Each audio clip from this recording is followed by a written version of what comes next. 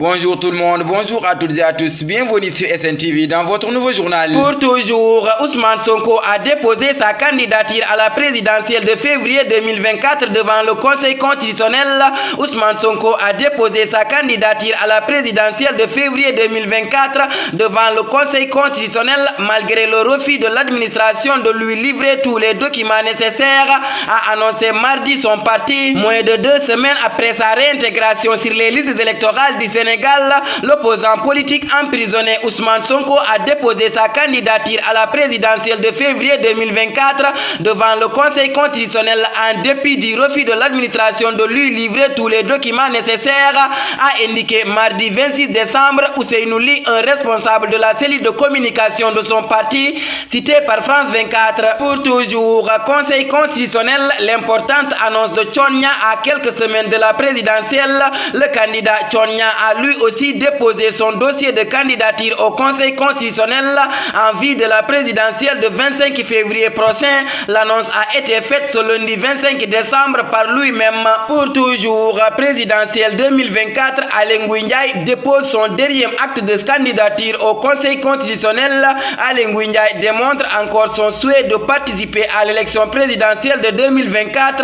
Il annonce avoir déposé ce mardi son dossier de candidature au Conseil constitutionnel. Le président de la coalition Aly Ngouille 2024 informe que le dépôt de sa candidature à l'élection présidentielle a eu lieu hier 26 décembre 2023 au Conseil constitutionnel de Dakar. Tout en renouvelant ses remerciements pour l'engagement, le président Aly Ngouille Ndiaye invite les militants et sympathisants à poursuivre le travail pour d'autres conquêtes, a-t-il dit sur sa page officielle. Pour toujours, Conseil constitutionnel, Maître Moussa Diop a déposé sa candidature à quelques heures de la fin de dépôt de candidature au Conseil constitutionnel.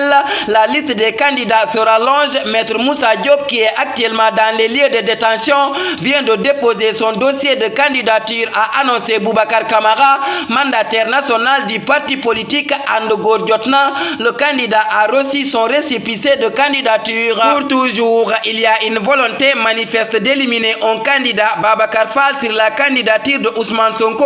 L'opposant Ousmane Sonko a récemment déposé avant-hier son dossier de candidature au Conseil constitutionnel, suscitant un débat quant à sa recevabilité. La particularité réside dans l'absence de fiches de parrainage et d'attestation de caution, les éléments essentiels selon le code électoral. Cependant, Babacar Fall de Gradec, expert électoral, avance une perspective nuancée sur la question. Pour toujours, arène nationale de lutte, la location devient payante pour les promoteurs.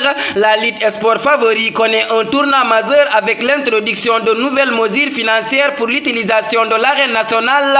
Selon les arènes, dans une note de service datée le 22 décembre 2023 et signée par la toute nouvelle directrice de l'arène nationale, des changements significatifs ont été annoncés, suscitant des réactions diverses au sein des acteurs de la lutte. La contrepartie de l'utilisation de l'arène nationale de lutte a été fixée selon une grille tarifaire détaillée. À compter du 25 décembre 2023, les promoteurs de lutte devront s'acquitter des frais suivants en fonction de la nature de l'événement: 500 000 francs pour les grandes affiches VIP, 300 000 francs pour les affiches moyennes et 250 000 francs CFA pour les glas hors week-end. Pour toujours, police nationale, 1375 nouveaux agents opérationnels. La cérémonie de sortie des élèves de la 47e promotion de l'école nationale de la police a été présidée ce mardi 26 décembre 2023 par le ministre de l'Intérieur Sidiki Kaba. Elle est composée de 1375 élèves, dont 7 élèves commissaires, 30 élèves officiers, 121 sous-officiers et 1211 élèves agents de police. La promotion compte également des étrangers, dont 5 élèves commissaires de police et 1 élève officier. Pour toujours, l'appel de détresse des Sénégalais bloqués en Tunisie, l'association internationale pour Médina Marie, repris par les Échos, rapporte que 8 Sénégalais qui sont bloqués depuis plus d'1 mois à Tataouine en Tunisie appellent les autorités de leur payer de l'aide. Ils veulent être rapatriés. L'association internationale pour Médina Marie précise que les demandeurs d'aide font partie d'un groupe de migrants qui a échoué en Tunisie alors qu'ils tentaient de railler l'Europe via la Méditerranée. Les 4 sont originaires de Tamba, 2 viennent de Sédhiou, tandis que les 2 restants sont de Kolda et de Kaolack. Pour toujours, qu'en 2023, la mauvaise nouvelle de Salernitana sur la blessure de Boulaye Dia, sortie sur blessure blessure vendredi passé lors du match face à l'AS Milan. Boulaye Dia patientera des semaines avant de retrouver la compétition. Son club a communiqué sur la blessure de l'attaquant et les nouvelles ne sont pas bonnes à moins de 3 semaines du coup d'envoi de la CAN 2023. Tafa Actu le 27 décembre 2023. Modère ta passion, que ton langage est toujours la douceur du miel. Ces mots mettent fin à notre édition. Merci de votre fidélité, de rester sur les ondes de SNTV. Que la paix et la miséricorde de Dieu soient avec vous. Bonsoir.